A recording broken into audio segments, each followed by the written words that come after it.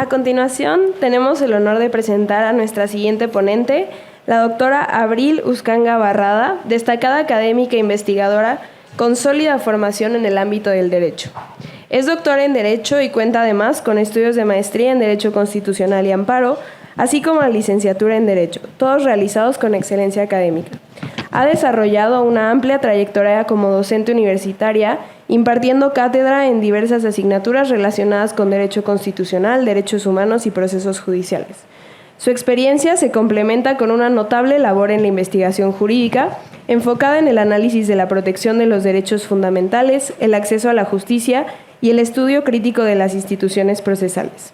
Ha participado activamente en congresos, foros y seminarios nacionales e internacionales, presentando ponencias y trabajos académicos de gran relevancia para la discusión contemporánea del derecho constitucional y procesal. Su experiencia académica se ha extendido a escenarios internacionales, compartiendo reflexiones en torno a los derechos humanos, el constitucionalismo y los retos del los sistemas de justicia en América Latina y Europa. La doctora Uscanga cuenta con publicaciones académicas en revistas especializadas y capítulos de libros sobre control constitucional, derechos humanos y ajustes razonables. Su labor trasciende el aula y la investigación, pues ha colaborado con instituciones públicas y organismos internacionales en la generación de propuestas normativas y políticas públicas para fortalecer la democracia y el Estado de Derecho en México. Hoy nos presentará la ponencia titulada Autonomía mental y libre albedrío en la ética algorítmica. Recibámosla con un cordial aplauso.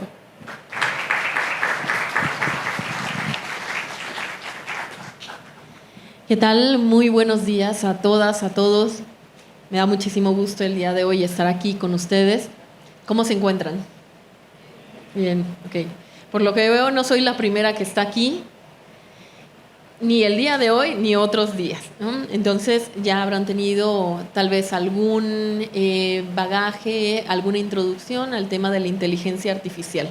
Pero bueno, yo voy a aprovechar el día de hoy para hablarles acerca de un tema que me parece interesantísimo, ¿no? Cuando hablamos acerca de autonomía y libre albedrío de la inteligencia artificial, pues en gran medida nos ayuda a cuestionarnos diversos elementos.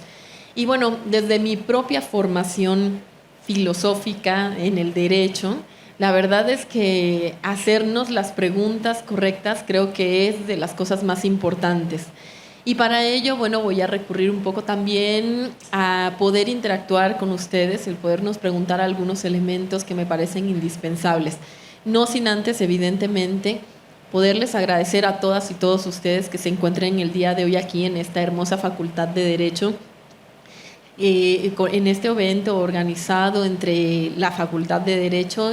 Agradezco evidentemente a mi directora, la doctora Sonia Venegas Álvarez, así como a todas y todos los organizadores, especialmente de parte de la DEC, APOLET, pero muy particularmente, bueno, pues esta organización maravillosa no podría haber sido solo de la Facultad de Derecho, sino también a través del InfoDF, a quienes agradezco muchísimo, evidentemente a mi querido amigo Julio, muchísimas gracias, de verdad, Julio Bonilla. La verdad es que hace muchos años que nos conocemos y ya sabes que con mucho respeto, admiración, siempre en estos eventos que tú organizas, siempre son un éxito. Bueno, esta no será la excepción, evidentemente, ni lo ha sido. Pero bueno, no lo digo por mí, sino por en realidad este gran trabajo y el equipo que despliega siempre para poder realizar un desarrollo importantísimo. Y que también ayuda muchísimo a que podamos compartir ideas conjuntamente entre dos instituciones que estamos muy interesadas en el tema de la inteligencia artificial, porque es uno de los temas que nos está impulsando muchísimo. Hace unos años, y no digo mucho, sino hace 2, 3 años, bueno, digamos antes de la pandemia, hablábamos del tema de la inteligencia artificial. Bueno, podríamos hablar de diferentes procesamientos, de la tecnología, de la ciencia, pero en realidad no era una constante el hecho de hablar de inteligencia artificial. Aunque tendría que preguntarles, ¿ustedes creen que la inteligencia artificial nace directamente en la última parte de la pandemia? ¿O ya utilizábamos anteriormente inteligencia artificial? ¿No? Es evidente que no fue un tema de espontánea creación, sino que ya veníamos utilizando parte de estas tecnologías Sin embargo, se exponencia muchísimo a través de algunos elementos como por ejemplo la IA generativa, que nos ayuda a que esto se entremezcle con muchísimos escenarios, al igual que otros elementos que potencian muchísimo la inteligencia artificial, como el machine learning. Y a partir de ello, bueno, pues esto empieza a tener pues una recreación en nuestro imaginario, pero también en nuestra realidad acerca de cuáles son los elementos que nos pueden servir para nuestro día a día en la inteligencia artificial, pero también muy particularmente de qué es lo que viene para la inteligencia artificial. Es decir, cuáles son los escenarios a futuro y cuáles son los escenarios incluso que están sucediendo al día de hoy, en el caso, por ejemplo, del tema de los empleos, ¿no? Muchos nos preguntamos esto y yo creo que es uno de los temas tal vez más relevantes. Nosotros como académicos nos los preguntamos porque evidentemente la docencia es uno de los temas que se ha preguntado muchísimo acerca de, bueno, ¿y quién entonces va a dar la clase, ¿no? ¿Y quién la va a dar mejor también, ¿no? ¿Y cuáles son las características y los elementos que nos van a diferenciar con respecto de la inteligencia artificial? Y uno de ellos, evidentemente, es preguntarnos acerca, por ejemplo, de la toma de decisiones. También nos preguntamos mucho acerca de esta capacidad de procesamiento de datos en donde seguramente les pasó a todas y todos ustedes en algún momento entrar a lo primero que seguramente muchos de nosotros entendimos como esta inteligencia artificial generativa, como el ChatGPT, en donde pudimos en algún momento darnos cuenta que con solamente escribir el tema que queríamos y decirle, hazme un ensayo acerca de esto, lo hacía, bueno, a una velocidad en donde la competencia era imposible. En donde incluso nos preguntamos si necesitábamos tantos asistentes, si necesitábamos tanta gente, si necesitábamos tantos recursos o si la inteligencia artificial iba a sustituir todo eso. De hecho, una de las grandes cuestiones son cuántos empleos se van a perder. Y hay un cálculo bastante grande de empleos, 500, 600, ¿no? 1,000 empleos, millones de empleos que se van a perder justamente por el tema de la introducción de la inteligencia artificial en sus diferentes versiones, que no solamente es la generativa, evidentemente. Pero bueno, es una preocupación importante. Para nosotros como juristas también nos preocupa mucho el tema de la inteligencia artificial no solamente en el procesamiento, generación de datos, sino también en temas como, por ejemplo, lo que yo les decía, la toma de decisiones, que abarca tanto la utilización de esta inteligencia artificial en los despachos como también dentro de los juzgados y así sucesivamente. Bueno, pero antes de adentrarnos un poquito más acerca de todo lo que va a suceder o todo lo que está sucediendo con la inteligencia artificial, me gustaría que pudiéramos, tal vez, o yo poderles preguntar algo que para mí es esencial, porque es una de las preguntas, permítame, me voy a parar, porque es una, si no, no veo aquí la primera fila. Es una de las preguntas que creo que nos hemos hecho muchísimo desde la filosofía del derecho. La pregunta está relacionada con su propia postura y no tiene que ver con si esto es mayoritario o no, si le gusta el de al lado o no le gusta, simplemente lo que ustedes consideren, ¿no? Quiero preguntarles si ustedes creen en el progreso indefinido del conocimiento, si ustedes creen en las tecnologías y su desarrollo y en las ciencias. Pero bueno, la pregunta es, de forma evolutiva indefinida. ¿Qué opinan? ¿Sí? Como uno de los elementos esenciales para el desarrollo, tal vez, ¿no? ¿Sí? ¿Sí lo creen? ¿Sí? Pensando un poquito, ¿no?, en cómo también la propia humanidad se ha desarrollado y en todas las teorías, en todos los supuestos, evidentemente que siempre hemos considerado que la ciencia, la tecnología es un elemento indispensable para la humanidad. Pero también desde hace ya bastantes décadas nos hemos preguntado acerca de cómo esta ciencia y tecnología también va a impregnar nuestra vida y en algún momento incluso mandar nuestra vida, ¿no? No tendríamos que ir tan lejos como películas de ciencia ficción, sino simplemente recordar un poco cómo se hace, por ejemplo, en nuestros propios teléfonos, que ya nos mandan todo, ¿no?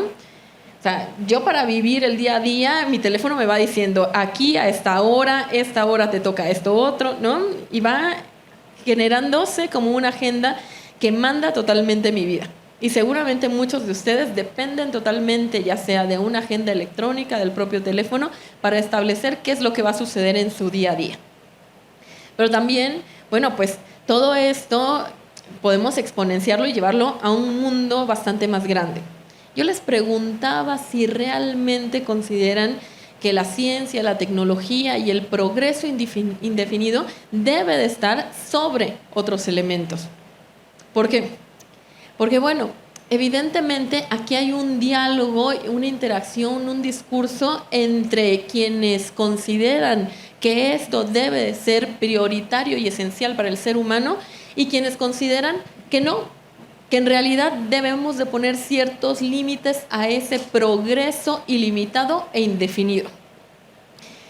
Y pareciera como en principio un poco complejo, porque claro, cuando pensamos en el progreso indefinido, en la ciencia y la tecnología, no solamente lo estamos pensando para el tema jurídico, lo estamos pensando para todas las disciplinas y lo estamos pensando para los ingenieros y lo estamos pensando para los médicos y lo estamos pensando para los arquitectos y lo estamos pensando para todas aquellas, las ciencias, para todas aquellas disciplinas que van a estar impregnadas totalmente de este ánimo.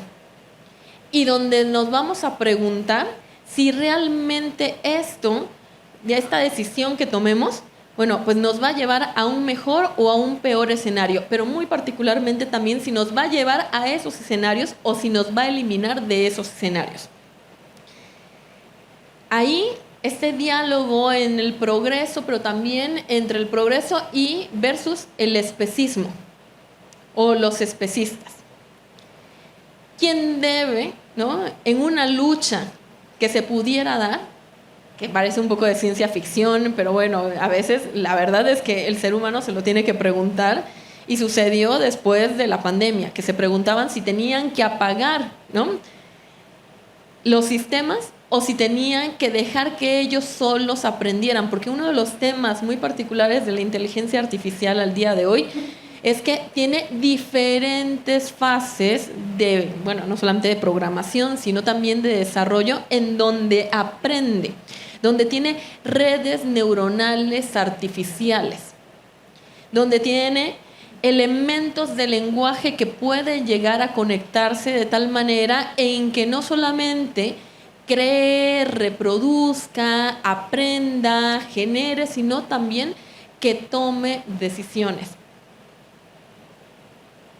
Entonces, en esa toma de decisiones, ahí también podríamos tener algunos inconvenientes, porque evidentemente la inteligencia artificial se retroalimenta de la propia información que se encuentra dentro de sus espacios, pero esa información es tan amplia, ¿no?, tiene una capacidad tan grande de alimentarse y de procesarlo tan rápido, que evidentemente aquí podemos tener alguna discusión. Entonces, si en algún momento se pusiera tal vez a prueba nuestra capacidad frente a la inteligencia artificial, ¿quién creen que ganaría en este momento?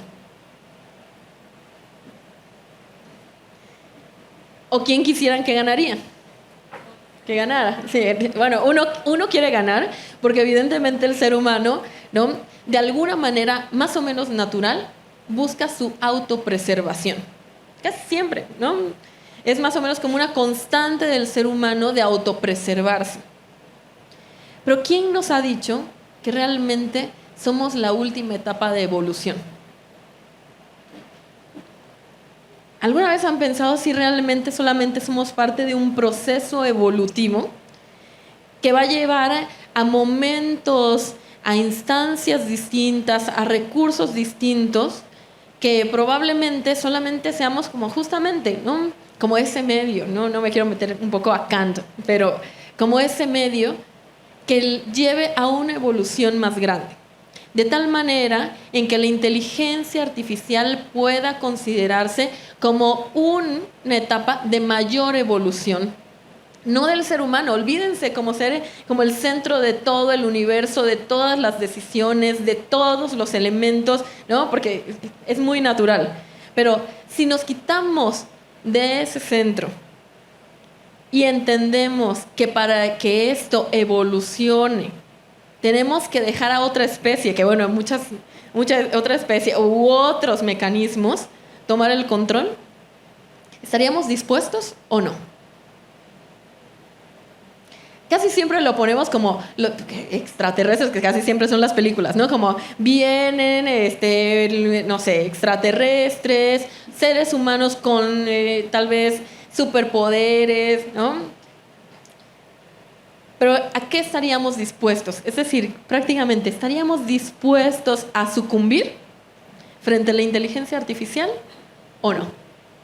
Pensando en que podría tener mejores decisiones más rápidas, ¿no? No sé si decir decisiones más éticas, que ahí es uno de los puntos tal vez de mucho debate con respecto de la inteligencia artificial. Podemos confiar que pueda tener decisiones más éticas o no. Híjole, aquí voy a hacer como el primer punto, ¿no? Como la primera parte, la primera pausa. Ahora pasémonos, ¿no?, al ser humano. No quiero yo que me malentiendan y que crean que estoy a favor de que la humanidad perezca, ¿eh? Digamos, tal vez pensemos, ¿no?, o podamos tener una visión un poco oscura acerca de nuestra historia, pero no me malentiendan. Lo que quiero es que lo reflexionemos un poco. Que reflexionemos un poco los pros y los contras, pero también los posibles elementos de discusión éticos que pueden surgir con la utilización de la inteligencia artificial, porque claro, se dice inteligencia artificial y bueno, pues artificial pues no es lo humano, aunque lo humano también puede utilizar muchos elementos artificiales y los está utilizando. Entonces, ¿hasta dónde la inteligencia artificial puede ser imparcial? ¿Hasta dónde la inteligencia artificial puede llegar a tener ciertas garantías de estándares éticos? Yo a veces me pregunto, ¿hasta dónde podemos exigirle al ser humano que sea ético? ¿Hasta dónde podemos exigirle al ser humano que sea imparcial? ¿Hasta dónde podemos pedirle al ser humano que sea objetivo? Bueno, nuestra historia nos enseña desde un apartado más o menos que hay al menos una rampante corrupción, ¿no?, en muchos ejes del mundo, que además pues es parte de miles de escritos, miles de tesis acerca de corrupción, ética, imparcialidad, objetividad. Pero bueno, a veces la exigencia de nosotros hacia otros elementos es que sí lo tengan, ¿no?, aunque nosotros no. Y ahí entramos como en una discusión un poco extraña. Entonces, pensando justamente en este tema de imparcialidad, en el tema de la autonomía, en el tema del libre albedrío, yo también me pregunto un poco si los seres humanos también estamos dispuestos y podemos disminuir los sesgos. ¿Y hasta dónde? Lo queremos en la inteligencia, claro, ¿no? Pero ahora, por eso les decía, voy a hacer un puntito para continuar con el ser humano y pensar también desde nuestra propia visión, desde nuestra propia práctica, desde nuestra propia humanidad incluso, hasta dónde nosotros sí podemos llegar. Y estoy pensando en la autonomía del ser humano y bueno, como dice la ponencia, libre albedrío, pues vamos a ponerlo también, ¿no? ¿Hasta dónde somos libres realmente? Los seres humanos, ¿cuánta libertad real tenemos en nuestras vidas? Pensemos que es una esfera, ¿no?, que vivimos como en una esfera de libertades. Y en esa esfera de libertades, que a veces creemos que es muy amplia, porque todos estamos aquí libremente, ¿no? Sí, vivimos libres, ¿o no? Pero ¿cuánta libertad realmente tenemos? Se lo han preguntado, ¿no? O sea, ¿con cuánta libertad realmente vivimos? Y es que en el derecho uno de los elementos indispensables es la libertad, pero también desde que se consignan los primeros derechos naturales, uno de los primeros, ¿cuál fue? Sí, libertad. ¿Qué más? ¿Se acuerdan? Vida. ¿Cuál más? Propiedad, que ha sido uno de los constantes, ¿no? Entonces, voy a hablar acerca de la libertad. Después, si quieren, hablamos de la propiedad. Pero vamos a hablar acerca de la libertad, ¿no? Para el ser humano, desde que inicia, ¿no?, al menos en pensar cuáles van a ser los primeros derechos que se van a consignar, piensa en la libertad como uno de los esenciales. Las libertades se traducen en muchísimas libertades y seguramente ustedes están pensando en la libertad de tránsito, en la libertad de pensamiento, en la libertad de comunicar sus ideas y así sucesivamente, ¿no? Pero, y es evidente que sí necesitamos ciertas libertades, porque yo siempre les pregunto a mis alumnos, ¿no?, lo que les voy a preguntar, ¿qué pasaría? ¿Qué es lo contrario de ser libre?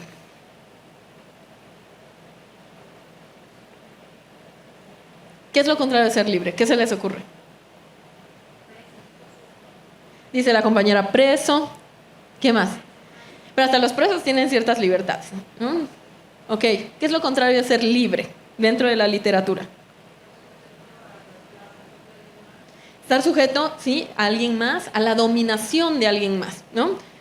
Ok, ¿quién estaría totalmente dominado? Piensen en sus vidas. ¿Quién vive en total dominación? Piensen en la historia, mejor dicho, ¿no? Un poco, en la historia del ser humano. ¿Quiénes? Los esclavos, ¿no? Quien no es libre regularmente, ¿no?, en el lado opuesto, es un esclavo. Nosotros, en principio, podríamos decir que no somos esclavos, porque en nuestras vidas necesitamos al menos un suspiro de libertad. El ser humano necesita al menos un suspiro de libertad. Y en el derecho se necesita al menos ese suspiro de libertad. Porque si no, no podríamos ser sujetos del derecho. No podríamos estar, tener ciertas imposiciones de sanción si no somos libres. El derecho necesita que tengamos ciertas libertades. Pero ¿hasta dónde somos libres? Y digo un suspiro de libertad, porque esto se lo han cuestionado muchísimos filósofos acerca de la libertad, ¿eh? ¿Hasta dónde somos libres?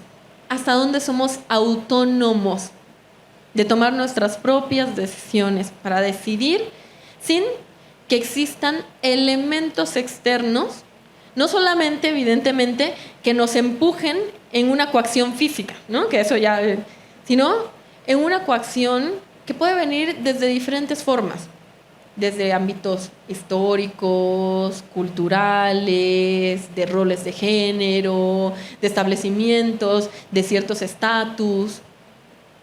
Y entonces, cuando nos vamos dando cuenta, un poco, cuando vamos avanzando un poco en este camino de la vida, nos vamos dando cuenta un poco también que gran parte de lo que pensamos, gran parte de nuestra ideología, gran parte de lo que hacemos, también está sesgado. Sesgado por lo que nos enseñaron, sesgado por lo que hemos visto en la televisión, por lo que nos han dicho, por lo que nos han contado, por lo que ha sucedido, por nuestras propias experiencias familiares, personales y así sucesivamente.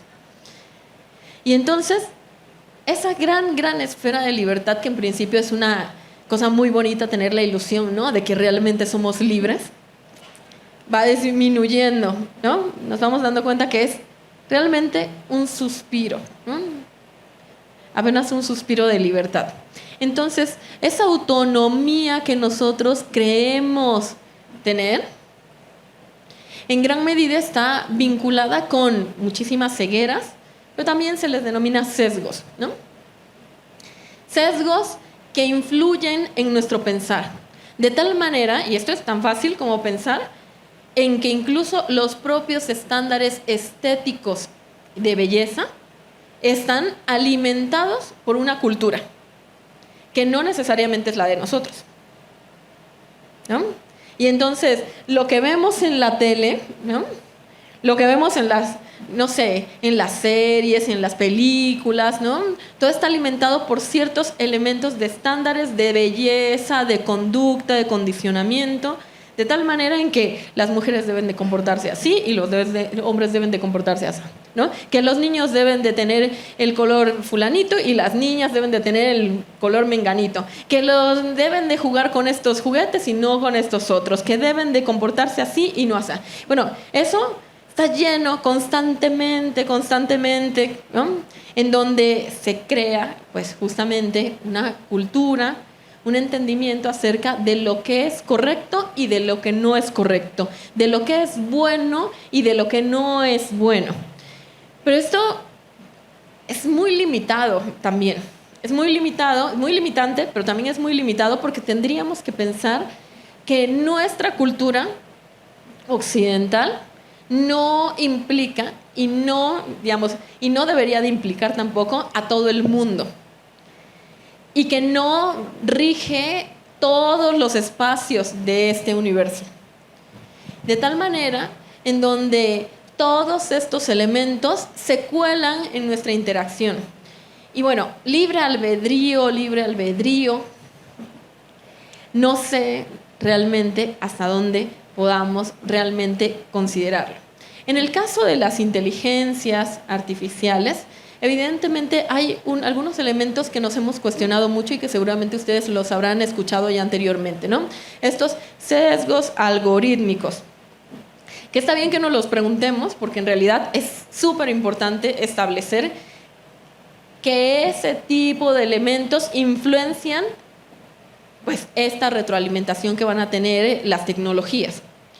Sesgos algorítmicos que van a tener totalmente la posibilidad de decisión, al menos en un inicio de esa inteligencia artificial y que después, bueno, va a replicar o se va a multiplicar.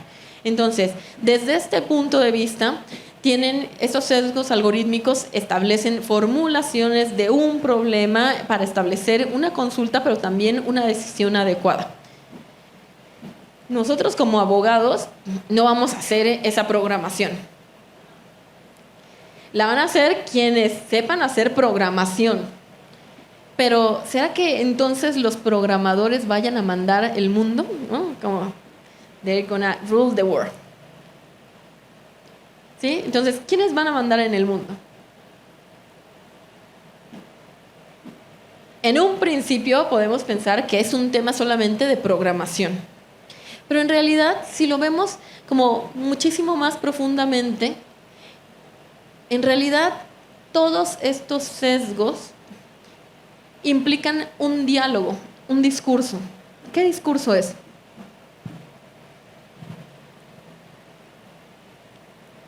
¿Qué discurso se les ocurre que podría ser, que está inmerso ahí, en esos sesgos? Que existe en todas las posibilidades, en todas las prácticas, en todos los lugares. Un discurso de poder, en donde nos preguntamos acerca de si la inteligencia artificial, ¿no?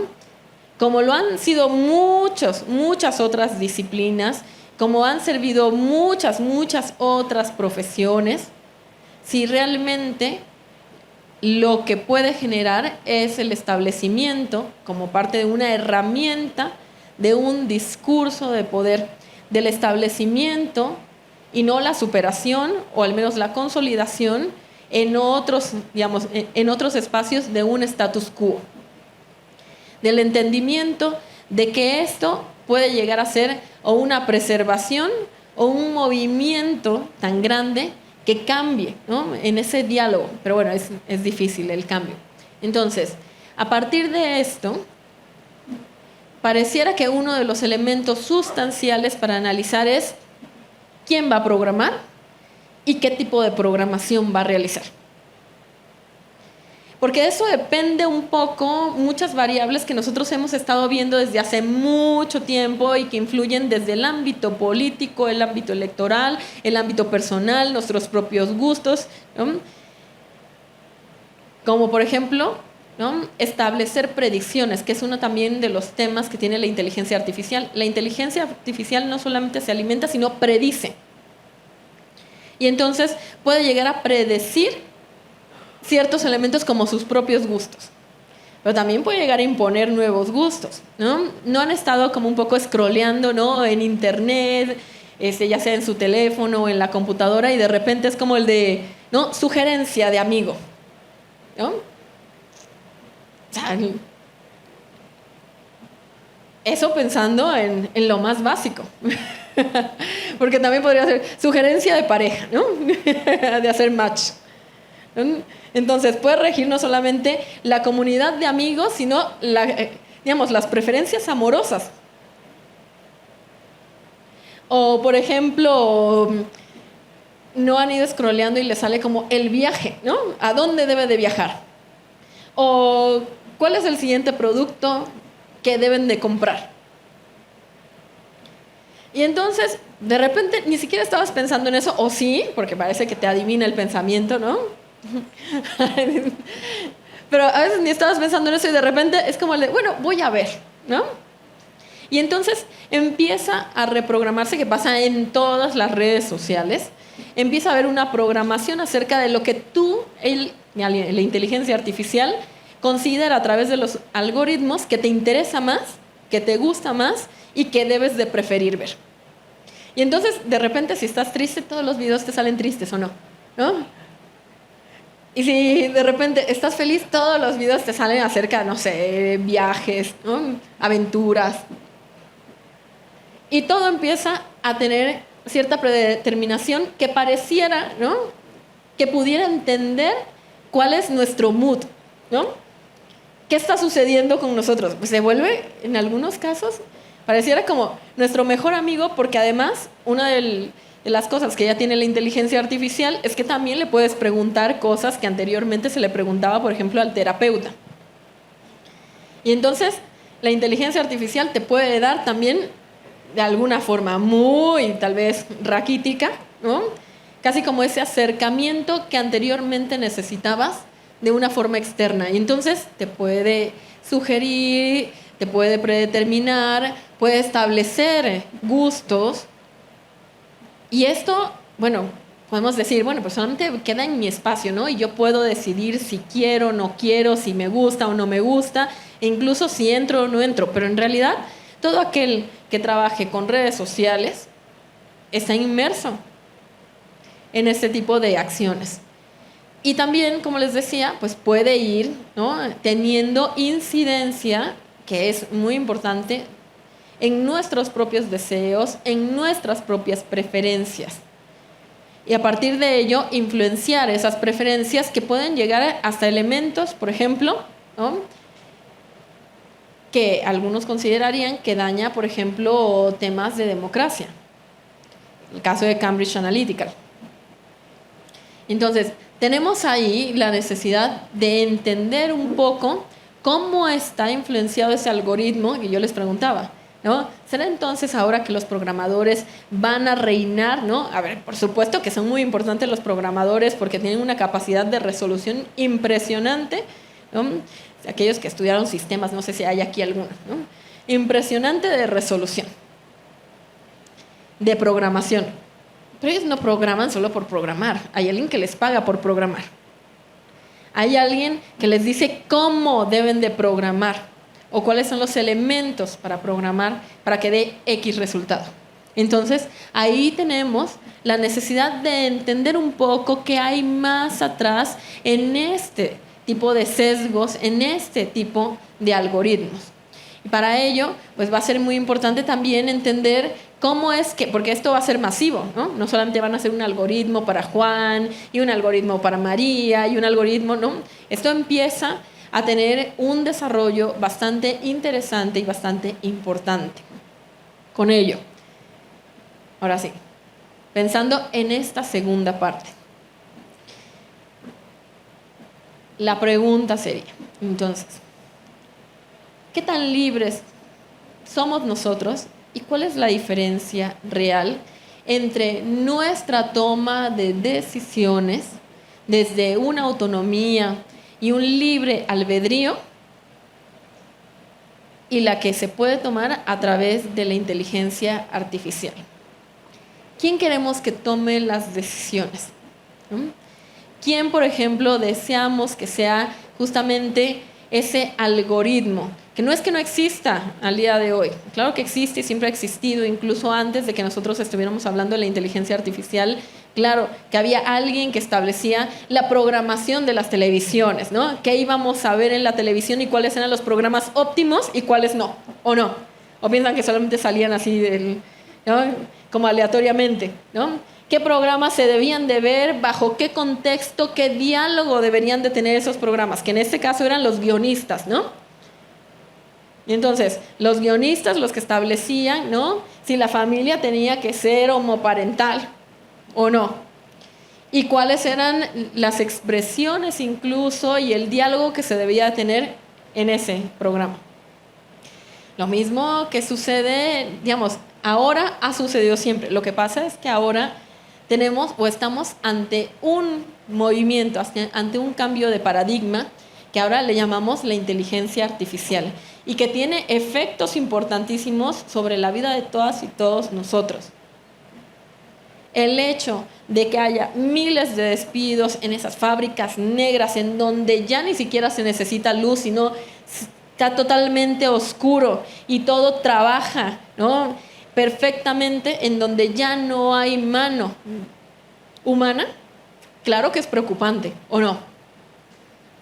Entonces, el hecho de que en muchas carreteras europeas y muy seguramente asiáticas ya no exista una persona para cobrar nada y todo sea a través de la intervención de máquinas, tarjetas de crédito, claro que es importantísimo. Pero al día de hoy también tenemos que ser muy conscientes acerca de cuáles son los propios elementos de debilidad que tenemos al día de hoy, ¿no? Y no solamente pensar que estamos abandonando toda nuestra humanidad para llegar a la inteligencia artificial. Claro, estamos o tenemos que al menos que preguntarnos si estamos dispuestos a abandonar un poco más de la humanización que tenemos de los procesos y de los efectos que van a tener sobre nosotros mismos. Pero ¿a quién no le gustaría aquí dejar a la maquinita trabajando y tener un poco más de tiempo libre y de ocio? ¿Se han preguntado, ¿no? ¿Cómo podría ser esa vida distinta? Si es que pudiera haber una mejor vida justamente con la inteligencia artificial, ¿cómo podría ser? Si podemos vivir mejor o peor, pensando en que México es uno de los países en donde se considera que se trabaja más horas y que es menos productivo. Yo evidentemente los invito a que lo piensen no solamente desde el área del trabajador, sino también desde el área del empresario, desde el área del gobierno, desde el área del ciudadano, ¿no? Y entonces ahí volver un poco a analizar realmente cómo queremos que esté programado esto. Es decir, hasta dónde podemos considerar que podemos tener al menos claro para nosotros, como si estuviéramos en imaginemos que regresamos al contrato social y que vamos a hacer algo así como un nuevo convenio entre la humanidad para establecer qué es lo que queremos, al menos al día de hoy. No sabemos qué es lo que vayan a querer las generaciones futuras, que seguramente pueden querer cosas muy diferentes a lo que estamos platicando el día de hoy. Pero, ¿qué es lo que queremos al día de hoy bajo nuestro contexto? ¿A qué estamos dispuestos? Primero, ¿qué estamos dispuestos a ceder? Pero también, ¿cuáles son los elementos básicos que consideramos que deben de regir la programación? Como las leyes de la robótica, ¿no? ¿Se acuerdan? ¿Quién vio Yo Robot? ¿Sí? ¿Se acuerdan de las leyes? ¿Sí? Bueno, será para un robot. Imaginemos que vamos a poner leyes para la inteligencia artificial, para la propia programación de la inteligencia artificial, bajo un acuerdo conjunto. Si pudiéramos pensar que cada uno de ustedes son representantes de una nación del mundo, y yo les prácticamente casi exigiera a que me dieran al menos una regla para esa programación, ¿cuál sería? ¿Qué sesión es esta? ¿Cuántas han tomado? ¿Esta es la tercera? ¿Sí? Ok. Ya más o menos, ya están más o menos curtidos, ¿no? Ok. ¿Cuál sería? ¿De qué regla estaríamos hablando? ¿Cuál sería para ustedes como una inamovible? ¿Qué debe o qué no debe estar en esa programación? ¿A alguien se le ocurre alguna? ¿Sí?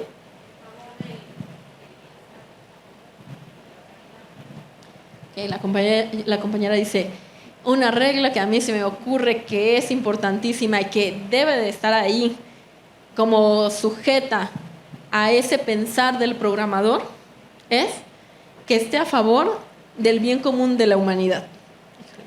Ahí tendríamos que pensar varias cosas, como por ejemplo, ¿no? Si mi bien, ¿no?, es el mismo que su bien,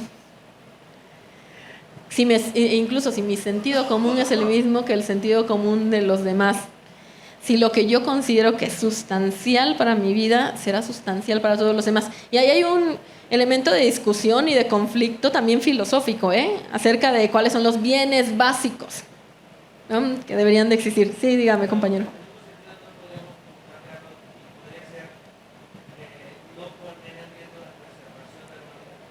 Ok, bueno, el compañero por acá dice no poner en riesgo la preservación de la humanidad. Y todos vamos a pensar, porque claro, es fácil criticarlo, pero es difícil pensarlo, ¿no? ¿Qué no pone en riesgo el bien de la humanidad? Ok, pero bueno, es muy buena. ¿Sí, compañero? Ok, dice el compañero, la protección de los derechos humanos, como esa creación occidentalísima de esto va a ser para todos. Ok, interesante también. ¿Quién más? ¿No? Por allá atrás, compañero. ¿Verdad? Evitar sesgos raciales, ¿no? Entrando un poquito al tema de las teorías de la justicia, ¿no? De cómo es que todos pues tenemos diferencias. Yo creo que combinando algunas de las que han dicho podemos llegar a algún tipo de consenso, ¿no? Algo. Pero lo cierto es que en el tema de la inteligencia artificial estamos todavía gateando, de verdad, gateando. Gateando porque ha sido un trabajo espantoso, por ejemplo, en la Unión Europea, esos esfuerzos tan importantes por generar al menos un avance en legislación para regular la IA. Ha sido, de verdad, que esfuerzo maratónico. Porque cada vez que iban avanzando, la IA también iba avanzando. O sea, no es que se vaya deteniendo, ¿no? Al contrario, va avanzando. Y entonces, regular algo que está en tanta evolución, que está caminando tan rápido, es muy complejo. Nosotros tal vez lo vemos como muy común como juristas, porque siempre pensamos, ¿no?, el derecho como atrás de la realidad tratando de regularla. Pero es que es un esfuerzo en donde los efectos de la IA van en múltiples dimensiones. Pero yo, más allá de eso, me preguntaría, también como cuestionando nuestra propia profesión de juristas, es si sirve de algo realmente regularla, ¿no? ¿Hasta dónde serviría regular la IA? No digo que no la regulemos, ¿no? Lo que quiero decir es, ¿hasta dónde sirve regular la IA? Si fuera tan fácil solamente a través de un plumazo detener el avance, híjole, la verdad es que seríamos casi magos, ¿no? los legisladores serían algo así como genios de la lámpara, ¿no? Como dice que ya no se puede, entonces no se hará. Una falacia. A partir de eso, entonces, tenemos que cuestionarnos cuáles van a ser las vías, no solamente jurídicas, sino también de las vías que tiene la propia humanidad para tratar una de dos, que ahí viene dos vertientes muy importantes.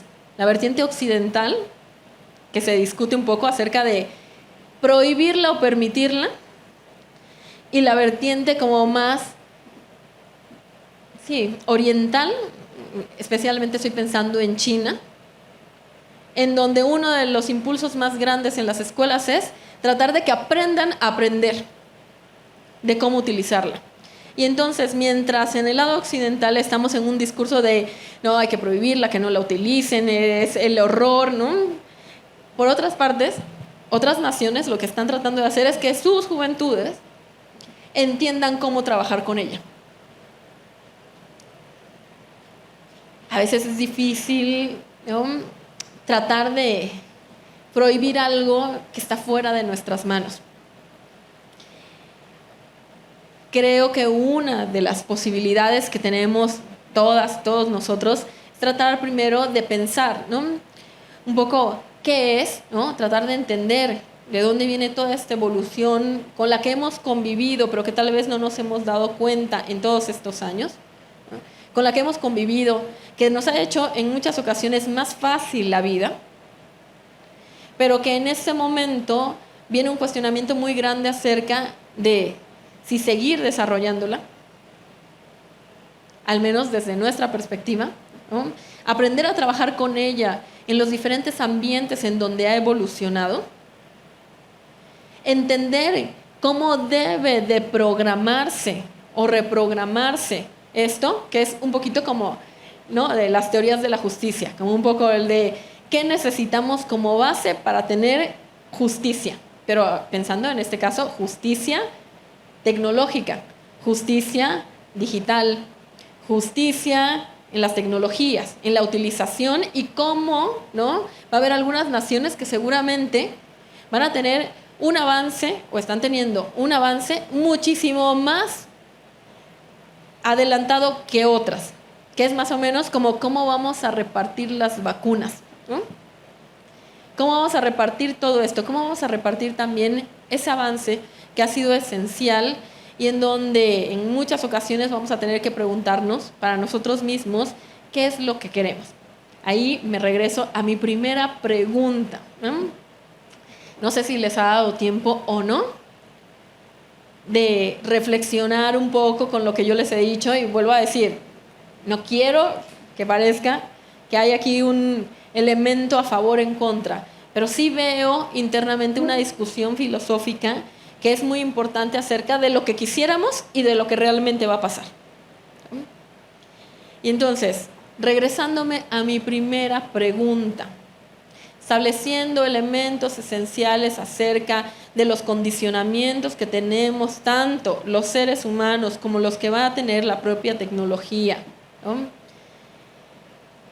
El tratar de prepararnos un poco más cada día para la utilización de estas herramientas de una forma cada vez más ética para nuestro propio aprovechamiento, pensando en que el derecho también ha sido una herramienta de poder, en que la música, el cine, el teatro, todo lo que ustedes piensen, ¿no?, incluso los propios, ¿no?, el propio pensamiento filosófico, también ha sido una herramienta de poder.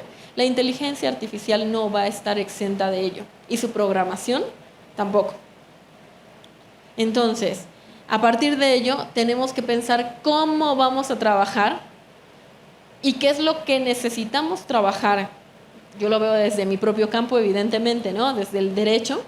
¿Qué es lo que necesitamos trabajar los juristas pensando en ese progreso que se está dando de estas herramientas, de esta tecnología?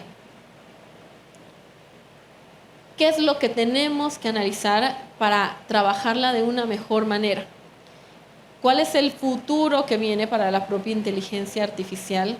Y muy probablemente también ¿no? ¿Cuál va a ser esa gobernanza en la inteligencia artificial? Es decir, a nivel macro, como yo les decía, esto no solamente es para México y no es para Perú y no solamente es para Estados Unidos, sino cuál va a ser esa, digamos, esa interacción que también va a ser de poder entre los propios gobiernos para poder generar gobernanza.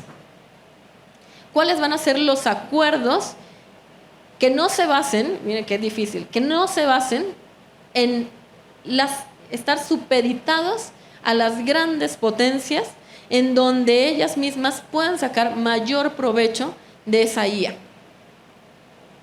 Por eso yo les decía, casi todo es una interacción, y en esas interacciones y en esa programación va a haber un elemento, un discurso de poder. Habrá que pensar al día de hoy qué tanto tenemos que volver a analizar justamente el tema de la distribución y la redistribución de la riqueza, pensando la riqueza no solamente como el dinero, ¿no?, sino la riqueza, por ejemplo, en la propia información, la riqueza en las estructuras que se van a dar, la riqueza en los propios instrumentos que se están utilizando. Hasta dónde hay que regresar a analizar los temas de cómo se va a distribuir y redistribuir todo esto que se está generando a través de las nuevas tecnologías. Y ahí es donde me parece que tenemos muchísimo que analizar desde nuestra propia perspectiva y desde nuestras propias problemáticas latinoamericanas, en donde no podemos estar esperando a que el diálogo venga desde fuera, sino empezar a analizar cómo la inteligencia artificial va a ser una de las herramientas que preserven la desigualdad, ¿o no?, la pobreza, ¿o no?, y también gran parte de toda esa ideología que representa también nuestra propia forma de entender nuestra realidad cultural mexicana. Muchísimas gracias.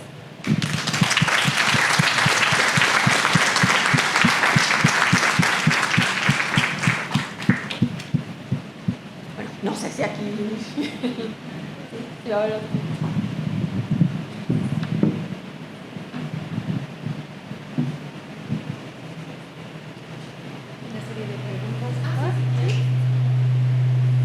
Es el momento de las preguntas. ¿Alguien que quiera participar?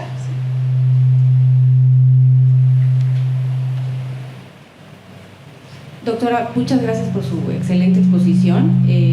Creo que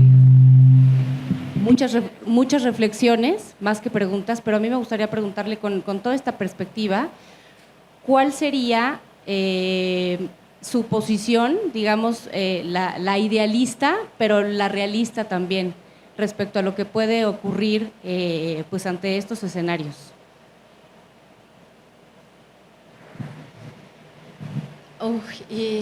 Hay gente experta muchísimo más que yo acerca de esto. Yo creo que, aunque no, evidentemente no me gustaría, yo creo que vienen unas nuevas formas de configuración, la convivencia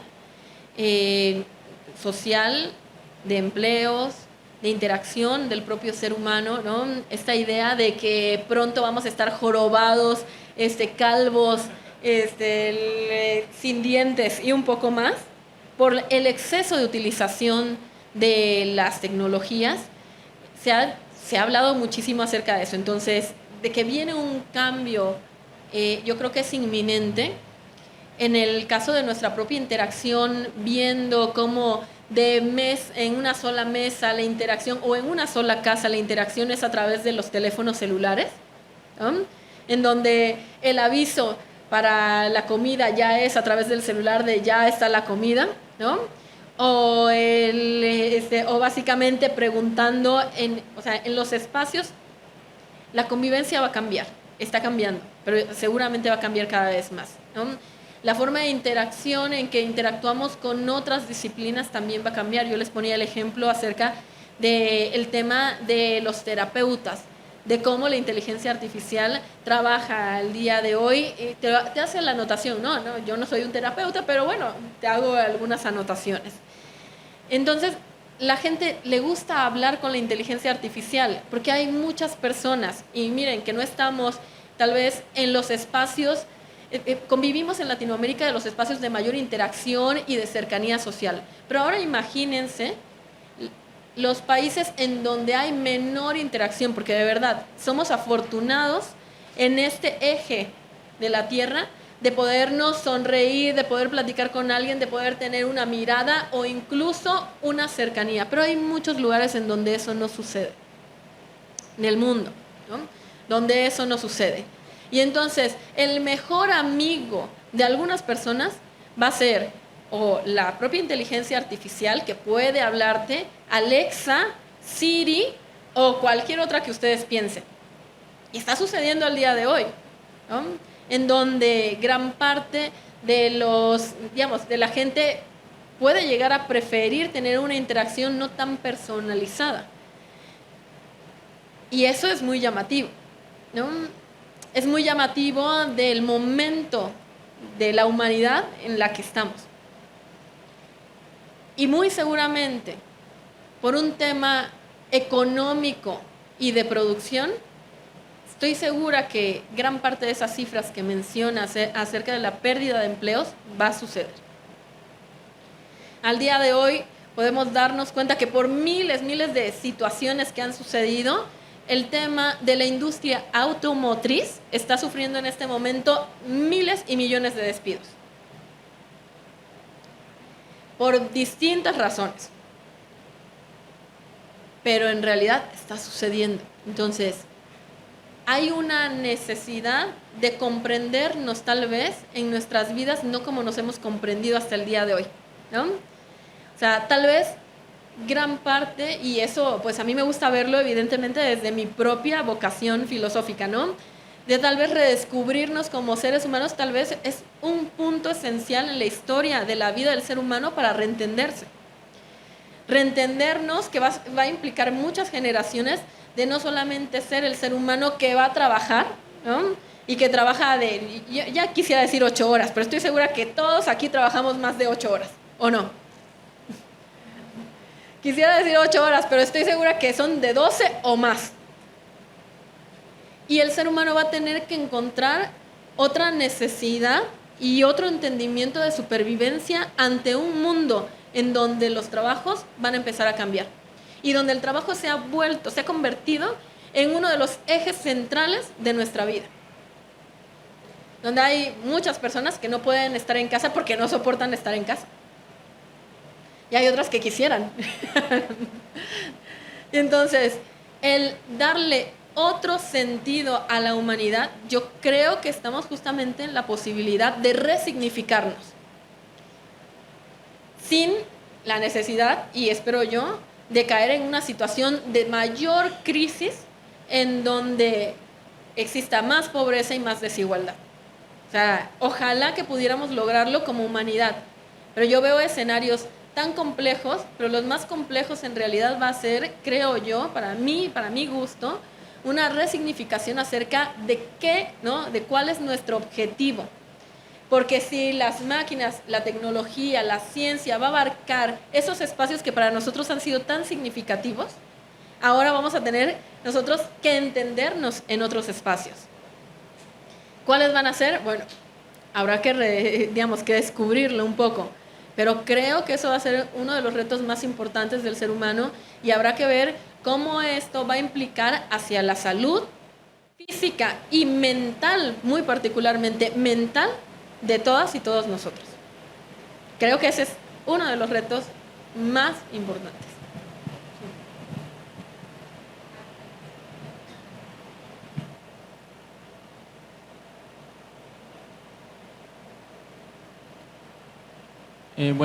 Buenas tardes. Tengo una duda.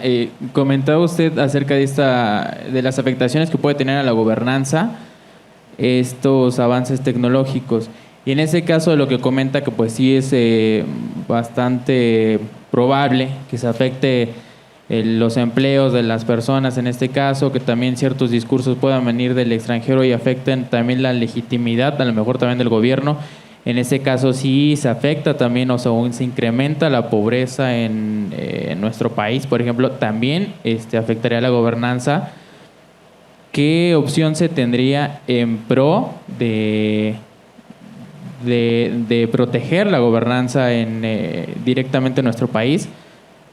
A esas alturas sería bueno entonces generar leyes que prohíban o que restrinjan el uso o el avance de estas tecnologías, a sabiendas de lo que puede ocasionar, ya que como usted comenta, pues muchos estamos acostumbrados al uso y nos está trayendo ciertos beneficios, pero también nos puede traer ciertas complicaciones en nuestra vida cotidiana. Sería en pro de la gobernanza bueno, entonces, de momento generar ciertas regulaciones prohibitivas o algo así.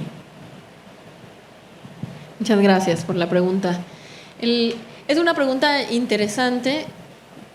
Yo no, va a parecer como discurso político, pero yo no creo exactamente en la prohibición de la inteligencia artificial. Creo en la limitación en varios escenarios de la inteligencia artificial en pro de tener una adecuada organización, un adecuado gobierno y una adecuada gobernanza global. Pero yo no creo en la prohibición. Y suena un poco como prohibido prohibir, pero no voy para allá, ¿no? O sea, no es para allá. Es real. O sea, el mal del gremio jurídico es creer que con prohibir ya no va a suceder. O sea, que desaparece automáticamente. Nuestro mal es creer justamente que un proceso legislativo va a cambiar la realidad. Y eso no es cierto. Entonces, o sea, van a seguir habiendo hackers, van a seguir habiendo programadores, va a seguir habiendo, digamos, en diferentes partes del mundo, que además sería muy difícil pensar en una legislación mundial, ¿no? Realmente que provoque a todos los gobiernos para eliminar algo que va a ser tan poderoso como la inteligencia artificial, que se ha intentado, porque anteriormente eran armas nucleares. Y entonces era como ese elemento de gran poder sobre las otras naciones. Al día de hoy, sí, claro que existen armas nucleares. Y que están reguladas, sí, ha habido diferentes discusiones acerca de si alguien ha violentado o no ha violentado, también. Veo muy complejo que en este momento exista una regulación de prohibición de inteligencia artificial a nivel mundial. Lo veo extremadamente complicado, o sea, extremadamente. No creo que se lleguen a esos acuerdos. Lo que sí es que podemos entender bajo los supuestos, que esto también se va diluyendo y estableciendo de forma diferente, porque ha habido diferentes etapas. Si vemos el derecho internacional, ha habido diferentes etapas en donde podemos entender el tema de los límites territoriales y la soberanía de cada uno de los estados. Y mientras en algunos momentos ha sido una cosa rígida, compleja, ¿no?, de trabajar, ha habido momentos en donde se ha parecido diluir un poco este ánimo de soberanía y ha regresado fuertemente. Entonces, o sea, hasta dónde cada uno de los estados quiera limitar, restringir o incluso prohibir el uso, bueno, bajo la propia soberanía de los estados podrían llegar a considerarlo, sin duda, sin duda.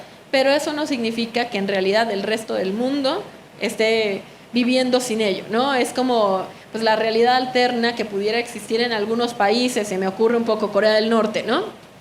Entonces, que no utilicen el internet significa que el resto del mundo no lo esté utilizando, no, para nada. Todo el demás mundo está utilizando internet, todo el demás mundo está utilizando diferentes plataformas, ¿no? O sea, lo que quiero decir es justamente que este trabajo de la inteligencia artificial tanto podría, ¿no?, generar pues este tema que tanto nos preocupa acerca de los empleos, como también puede ser muy benéfico, ¿no? El poder tener una cantidad de información enorme con la capacidad de procesamiento que tenemos hoy en día era inimaginable, de verdad. O sea, era algo que no podríamos haber imaginado anteriormente al nivel, a la capacidad y a la rapidez que tenemos hoy. Pero seguramente no será nada con respecto de lo que venga. Entonces yo les decía, ¿no?, la inteligencia artificial al día de hoy está al mismo tiempo prediciendo, generando información, procesando información, está tomando decisiones, está aprendiendo, pero también está ejecutando acciones. Detener esa parte me parece muy, muy complejo, pero sí creo que es bien importante considerar que sí debemos de analizar qué es lo que vamos a hacer, al menos internamente, cada uno de los países, ¿no? Qué es lo que considera realizar con la inteligencia artificial, especialmente porque pues yo pienso un poco en su labor, ¿no? Ahora estoy pensando un poco en lo que ustedes hacen al día a día. ¿Cómo su labor puede llegar a estar tal vez interna, influenciada o incluso tener efectos de la inteligencia artificial y sobre la inteligencia artificial?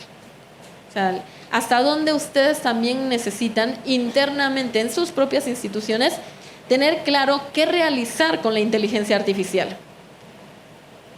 Y va a ser va a ser una labor muy minuciosa la que se va a tener que hacer para establecerlo. Como se ha establecido, y yo ahora lo paso a mi lado, ¿no? Como se ha establecido, por ejemplo, en la academia, ¿debe y puede el alumno utilizar inteligencia artificial para hacer su tesis, sí o no? Bueno, es una pregunta que hay que resolverse aquí en la academia. O, por ejemplo, en las editoriales, ¿es posible que la inteligencia artificial sea autor de un artículo, de un capítulo, de un libro, lo que ustedes quieran? ¿Sí o no? ¿No? Y entonces ahí está justamente la propia regulación de la editorial, pero también del propio autor, ¿no? No puede ser autor, ¿no? Ahí es autoría al día de hoy. En su propio trabajo, en la labor que ustedes realizan, ustedes lo sabrán mejor que yo, no se los voy a decir yo porque ustedes son los que al día a día trabajan esto. En su día a día, ¿cómo hay o no influencia de inteligencia artificial? ¿Cómo mejoraría su trabajo si utilizaran inteligencia artificial? ¿O cómo empeoraría su vida la inteligencia artificial? ¿No? Son temas que deben de normarse desde lo pequeño y después pensar en macro.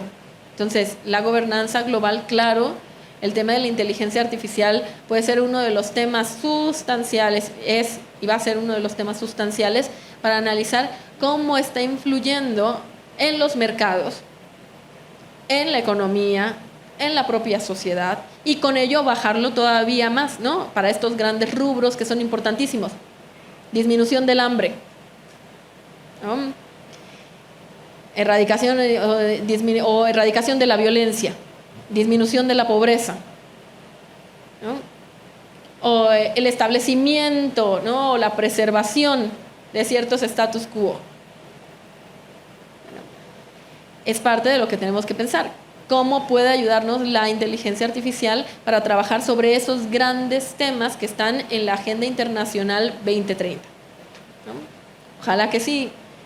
Veo difícil, ¿no?, que solamente a través de la inteligencia artificial se pueda hacer, porque se necesita mucha voluntad de las naciones y mucha voluntad de cooperación internacional para eso, y mucha voluntad interna de las propias naciones para erradicar problemas tan graves que en algún momento también han sido benéficos para ciertos sectores. Entonces, habrá que tratar de solventarlo, o al menos mejorarlo, que la inteligencia artificial sea una herramienta, al menos que nos brinde ciertas mejoras. ¿Cómo? Bueno, híjole, eso ya no, creo que ya es demasiado pedir que lo resuelva yo aquí.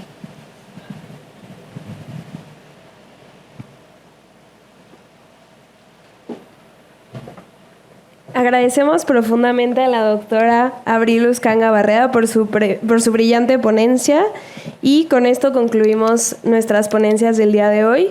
Para cerrar, cedo la palabra al doctor Julio César Bonilla, quien nos dará un mensaje final.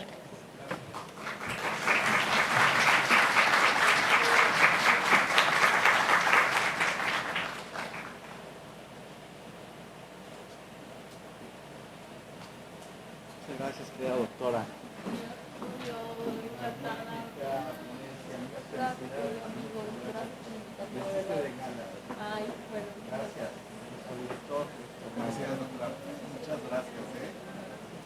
Bueno, supongo, buenas tardes a todas y todos. Quiero agradecerle particularmente a la doctora Abril por estar el día de hoy con nosotros, a sido un cierre de lujo de estas sesiones en este seminario interdisciplinario sobre inteligencia artificial, ética y derecho. Con esto estamos concluyendo oficialmente las ponencias. Antes, nuestro director tiene algunos mensajes. En el entendido de que teníamos una ponencia final, pero esa va a ser sustituida, y también el control, la evaluación será la siguiente semana, ¿no? Adelante, por favor, Héctor. Alejandro. Si me permite, yo doy el mensaje. Los materiales van a estar en Cava, incluso el tema 4 del doctor Rodolfo Romero, implantes neuronales, su material lo van a encontrar en Cava a partir de mañana. La evaluación, es importante que estemos pendientes de las fechas. El examen se abre el día 11 de septiembre a las 9 de la mañana y cierra el martes 16 a las 23:59 horas. Tenemos estos días para realizar la evaluación. Ahí mismo nos da la calificación. El día de clausura y entrega de constancias de este seminario es el 22 de septiembre. Toda esta información también se les hará llegar a su correo electrónico, por favor, desde la cuenta capacitación@infocdmx.org.mx. Cualquier duda que tengan, por favor comunicarse con Rosario Salinas, ya la conocen, y les recuerdo su asistencia. No olviden, por favor, su asistencia de manera física en los listados que están al entrar a este auditorio. Eso sería todo. Muchas gracias, Alec. Pues muchas gracias a todas y todos. El cierre o la clausura será el día y la hora que se indica, la evaluación también. Ese sería el momento del cierre oficial de los cursos, pero quiero agradecerle otra vez a mi querida amiga, la doctora Abril Uzcanga, por esta gran oportunidad, a todas y todos los ponentes que han hecho posible esto, a nuestra querida directora, la doctora Sonia Venegas Álvarez, a todos los equipos del Info Ciudad de México y a ustedes por su interés, a la Dirección de Vinculación, de Capacitación, de Vinculación, es que Héctor fue director de Vinculación antes, hoy de Capacitación, a todo el equipo del CCI, muchas gracias por la gran coordinación, a la Secretaría Ejecutiva, a Comunicación Social, en fin, a todos los que han hecho posible este gran encuentro académico en la máxima casa de estudios en nuestra querida Universidad Nacional y en esta magnífica Facultad de Derecho. Muchas gracias a todas y todos y excelente tarde. Gracias.